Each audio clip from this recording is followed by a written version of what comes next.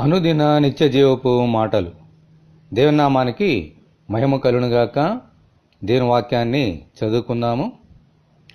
మరియు ప్రభునందు నీకు అప్పగింపబడిన పరిచర్యను నెరవేర్చుటకు దాని గూర్చి జాగ్రత్త పడమని అర్కిప్పుతో చెప్పుడి.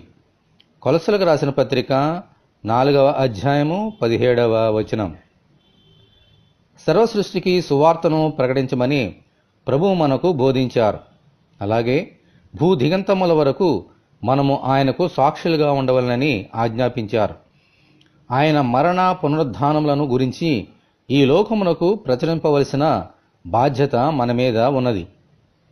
ఇది కేవలము దేవుని సేవకులకు మాత్రమే పరిమితము కాదు గాని ఆయన యందు విశ్వాసముంచు వారందరికీ చెందుతుంది.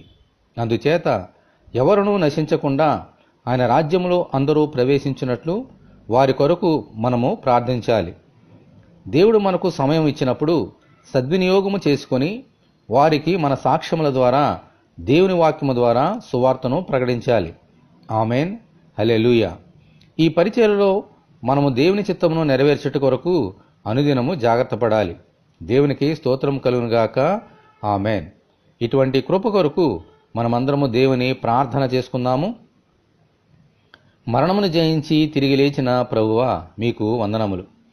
ఈ లోకములో మీ సాక్షులుగా ఉంటూ మీ పరిచర్యను సంపూర్ణంగా జరిగించినట్లు అనుగ్రహించమని, ఈ వాక్యం వింటున్న నీ బిడ్డలందరినీ అలాగున దీవించమని ప్రభువైన యేసుక్రీస్తు ద్వారా ప్రార్థన చేయుచున్నాము తండ్రి. ఆమెన్. తండ్రి అయిన దేవుని నుండి, ప్రభువైన యేసుక్రీస్తు నుండి సమాధానమును విశ్వాసంతో కూడిన ప్రేమయును మనకందరికీ కలుగునుగాక. ఆమెన్. పరిశుద్ధ దేవుని మందిరం.